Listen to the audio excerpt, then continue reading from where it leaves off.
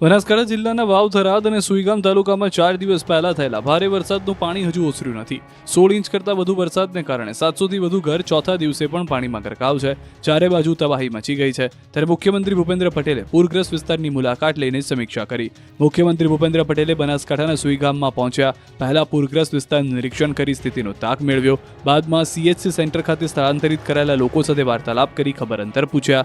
બાદમાં 66 kV જલોયા વીજ substation ખાતે મુખ્યમંત્રી ભૂપેન્દ્ર પટેલે જલોયા ગામના પૂર અસરગ્રસ્તોની સાથે મુલાકાત કરી, તેમની સમસ્યાઓ જાણી અને તેમની સાથે વાર્તાલાપ કર્યો। મુખ્યમંત્રીએ તમામ મદદની ખાતરી આપી।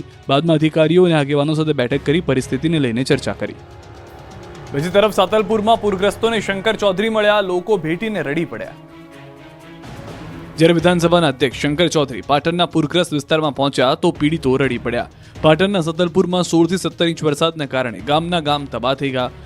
ખેડૂતોનું ગોળો અને ગોફણ બધું જ ગયું છે, હવે કંઈ બચ્યું જ નથી। ત્યારે પાટણના સાતલપુરના પૂરગ્રસ્ત વિસ્તારોનું નિરીક્ષણ કરવા માટે ધારાસભ્ય અને વિધાનસભાના અધ્યક્ષ શંકર ચૌધરી પાટણના નળિયા ગામે પહોંચ્યા। ડૂબવાથી મૃત્યુ પામેલ 5 મૃતકોના પરિવારની મુલાકાત લીધી। યુવાનોના પરિવારોને મળીને સાંત્વના આપી। મૃતકોને સરકારમાંથી યોગ્ય સહાય મળે તે માટે રજૂઆત કરશે તેવી ખાતરી આપી। ઉપરાંત નળિયા ગામમાં મૃતકોના પરિવારને 4 લાખની સહાય ચેક પણ 1-2 દિવસમાં મળશે તેવી વાત કરી। તો પૂરગ્રસ્ત લોકોને પણ મળીને તેમની વેદનાઓ સાંભળી હતી। કલ્યાણપુરા ગામના મંદિરમાં ખેડૂતોને સ્થાનિક આગેવાનો સાથે મળી પરિસ્થિતિનો ચિતાર મેળવ્યો। સ્થાનિકો દ્વારા નુકસાની, પશુઓ, મકાન, ઘર વખરી સહિતની જે નુકસાન થયું તેની રજૂઆત કરાઈ।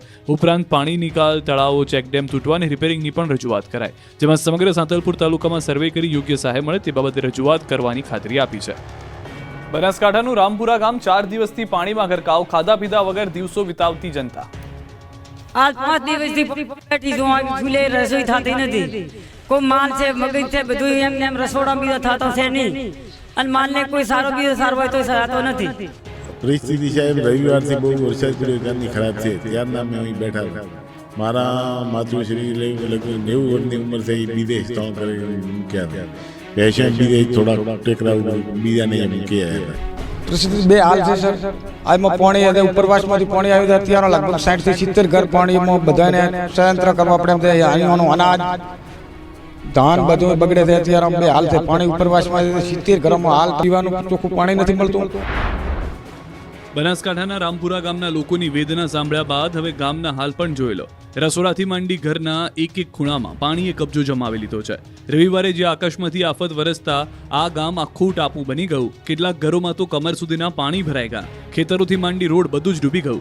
લોકોને હતું કે વરસાદ વિરામ લેશે એટલે પાણી ઓસરી જશે, પણ ખારો પટ હોવાથી વરસાદ રોકાયાના 4 દિવસે પણ ઘરો કે ખેતરોમાં પાણીનું એક ટીપું ઓછું થયું નથી।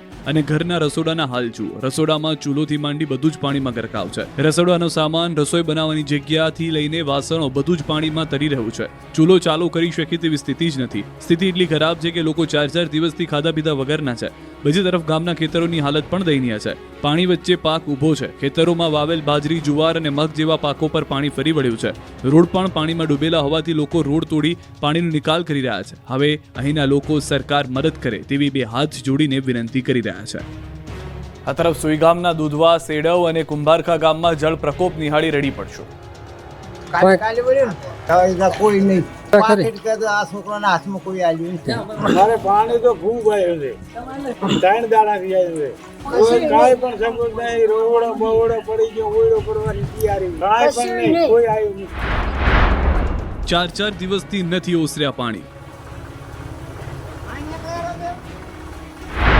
દૂધવા, સેડવ અને કુંભારખા ગામના હાલ બેહાલ। પાણી આવ્યું, લઈ ગયું બધું તાણી। વાદળ ફાડ તારાજી, કુદરતે બગાડી બાજી। સ્થળ ત્યાં જળની સ્થિતિના દ્રશ્યો બનાસકાંઠાના થરાદના ગામડાઓના છે। 3-4 દિવસ પહેલા અહીં આકાશી આક્રમણના કારણે ગામડાઓના હાલ બેહાલ થઈ ગયા છે। કુદરતે એવો ક્રોધ વરસાવ્યો। સુઈગામના દૂધવા, સેડવ અને કુંભારખા ગામમાં 4 દિવસ થવા છતાં સ્થિતિ જેસે થે તેવી છે। અહીં પાણીએ કાયમી વસવાટ કરી લેતા ગામ આખું ટાપુ બની ગયું છે। ગામડાઓમાં તબાહી એવી મચી છે કે ખેડૂતોના હાથમાં આવેલી બાજી ગુમાવવાનો વારો આવ્યો છે. લાઇટ, પાણી, ખોરાક વગર લોકો જીવન પસાર કરી રહ્યા છે. દુધવા ગામના કેટલાય નીચાણવાળા વિસ્તારોના ઘરોમાં પાણી ઘૂસી ગયા છે. અનાજ સહિત ઘર વખરી ડૂબી ગઈ છે. દુધવા, સેડવ, કુંભારખા ગામની ગંભીર પરિસ્થિતિ થતાં પ્લોટ વિસ્તારમાં એસડીઆરએફની ટીમે બચાવ કામગીરી હાથ ધરી તેમજ ફૂડ પેકેટ પણ પહોંચાડ્યા. કપરી પરિસ્થિતિ વચ્ચે વાવના ધારાસભ્ય સ્વરૂપજી ઠાકોર પણ દોડી આવ્યા. સુઈગામ યુજીવીસીએલ દ્વારા ચાલુ પાણી વચ્ચે કામગીરી હાથ ધરવામાં આવી. બીજી તરફ તંત્ર દ્વારા ફૂડ પેકેટની વ્યવસ્થા તો કરાઈ છે, પણ અમુક લોકો સુધી હજુ પણ નથી પહોંચી શકાયું. બીજી તરફ થરાદના ચારડા ગામમાં પણ જળબંબાકારની સ્થિતિ. ખેતરો પાણીમાં, ગામના રોડ પર પણ પાણીનું રાજ, ઘરોમાં પણ પાણી બન્યું મહેમાન. પાણી દવાખાનામાં પણ જાણે સારવાર લેવા પહોંચ્યું હોય. જ્યાં જ્યાં નજર કરો ત્યાં માત્ર ને માત્ર પાણીનું સામ્રાજ્ય. દ્રશ્યો થરાદના ચારડા ગામના. રવિવારે અહીં ખાબકેલા વરસાદ બાદ ગામનો એક પણ ખૂણો એવો નથી કે જ્યાં પાણીનો ભરાવો થયો ન હોય. વરસાદ રોકાઈને 4 દિવસ થઈ ગયા, છતાં મહેમાન બનીને આવેલું પાણી જવાનું નામ નથી લઈ રહ્યું. આ વખતે પૂરે એવી તબાહી મચાવી છે કે આખા ગામના એક ઘરમાં પાણી ઘૂસી ગયા છે. લોકોનું સર્વસ્વ તણાઈ ગયું છે. ગામની પંચાયતથી લઈને શાળા અને દવાખાનાને પણ પાણીએ છોડ્યું નથી. સ્થિતિ એટલી ખરાબ છે કે નીચાણવાળા વિસ્તારના લોકો પોતાના ખાટલામાંથી માંડી વસ્તુઓ લઈને ઊંચાણવાળા વિસ્તારમાં રહેવા જવા મજબૂર બન્યા છે. ગામની બજારોમાં જળ કર્ફ્યુ જેવો માહોલ છે. વાહનો તો ડૂબી જ જાય છે. ટ્રેક્ટર એકમાત્ર જ સહારો છે. ટ્રેક્ટરના સહારે ગામના લોકો દ્વારા જરૂરિયાતમંદોને સુરક્ષિત સ્થળે ખસેડવામાં આવી રહ્યા છે. વરસાદે લોકોને 2015 અને 17ના પૂરની યાદ અપાવી દીધી છે. બનાસકાંઠાનું થરાદ હજુ પણ પાણીમાં છે. લોકોને ખાવા પીવાના પણ ફાફા પડી ગયા છે. કોઈ નથી આવ્યું ભાઈ. કેટલા ઘરોમાં પાણી? કોમમાં હો કરાવું તમે ફોટા પાણી લઈ જાઓ. તો પર ગયા તરતળેરી મારતો ચેટલી મારતો ગયા મારો જીવ છે પૂછો માર કટપની. અત્યારે આ સા પૂછ્યામ તેડીને લઈને ગયા મોન મારવા ઢોકળે. કેટલું પાણી? પોણે એટલા જમવાનું તો ઊભા બનાવો ભાઈ પટારા માથે ગેસડા મેલી. પરિસ્થિતિ ખૂબ ખરાબ છે. ધાર હોય તાર પાણી આવે તાર આવીને આવી પરિસ્થિતિ અમારે હોય છે.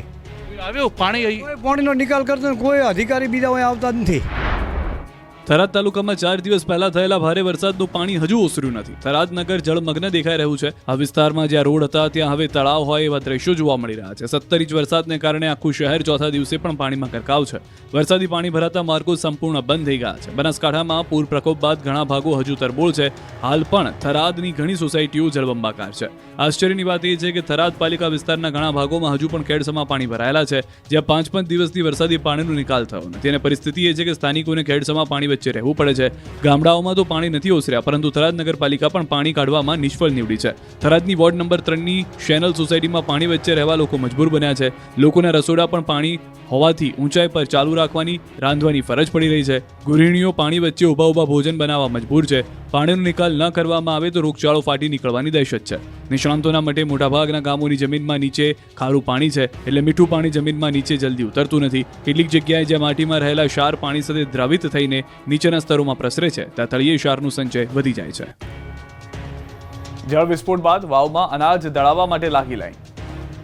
અત્યારે તો પરિસ્થિતિ એટલે ફૂલ પાણી ભરવાનું છે. આટલે ખાવા પીવાની તકલીફ, દળાવવા માટે વાવ આવ્યો.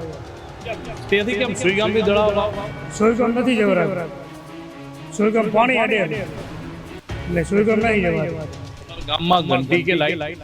કાંઈ નહીં, લાઈટ બાઈટ કાંઈ નહીં, ડબલર બધું પડી ગયું. બસ ગામથી આવ્યો છું, ત્યાં લાઇટ પણ નથી, પાણી પણ આટલા હાલે છે, માલની પણ વ્યવસ્થા નથી.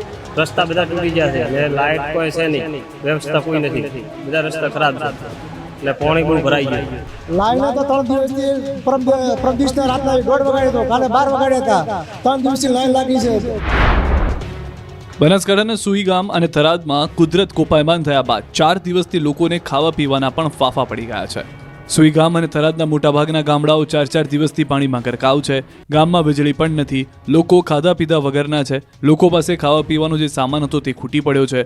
લોટથી માંડીને બધું જ ખાલી થઈ જતા લોકો મુશ્કેલીમાં મુકાયા છે, જેથી દૂરથી લોકો વાવમાં લોટ દળાવવા માટે આવી રહ્યા છે. વાવની અનાજ દળવાની ઘંટીએ લોટ દળાવવા માટે આખી રાત લાઈન લાગે છે. અનાજ દળાવવા લોકો 30થી 40 કિલોમીટર બાઇક લઈને આવે છે. અનાજની ઘંટી સવાર સુધી ચાલે છે, છતાં લાઈન ખૂટતી નથી. બીજી તરફ બનાસકાંઠામાં સર્જાયેલ પૂર પૂરની સ્થિતિ બાદ લોકોના હાલ બેહાલ થઈ ગયા, જનજીવન પણ પ્રભાવિત થયું. ત્યારે રાજ્યના મંત્રી જગદીશ વિશ્વકર્મા બનાસકાંઠા પહોંચ્યા. મંત્રી દ્વારા પાલનપુર કલેક્ટર કચેરીથી પૂરગ્રસ્ત લોકો માટે રાહત કીટોના ટ્રકો સુઈગામ માટે રવાના કરાયા. ફૂડ પેકેટ તેમજ પીવાના પાણીની બોટલો મોકલાઈ. 15 કિલોની એક કીટ તેવી 3300 કીટ ભરેલી 2 ટ્રક રવાના કરાય. અસરગ્રસ્ત વિસ્તારમાં 3 લાખથી વધારે ફૂડ પેકેટ અને 3 લાખથી વધારે પાણીની બોટલનું વિતરણ કરાશે. તો થરાદ દૂધ શીત કેન્દ્ર ખાતે રસોડું કાર્યરત કરવામાં આવ્યું છે. પશુધન માટે ઘાસચારીની વ્યવસ્થા પણ કરવામાં આવી છે. તો વિધાનસભા અધ્યક્ષ અને ધારાસભ્યએ પોતાનો પગાર રાહત માટે આપ્યો છે. બનાસ ડેરી કર્મચારીઓએ પણ પોતાનો 1 દિવસનો પગાર મદદ માટે આપ્યો છે. સાથે દૂધની બોટલ અને ખાદ્ય સામગ્રી પણ આપે છે. બીજી તરફ થરાદના ગામડાઓમાં તારાજી બાદ ડોર ટુ ડોર સર્વે શરૂ.